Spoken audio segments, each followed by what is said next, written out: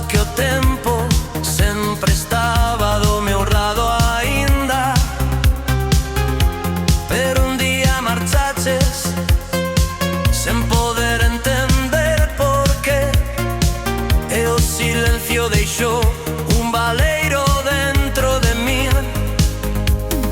Foi entón cando comprendí o que nunca quixen ver, que a dor máis grande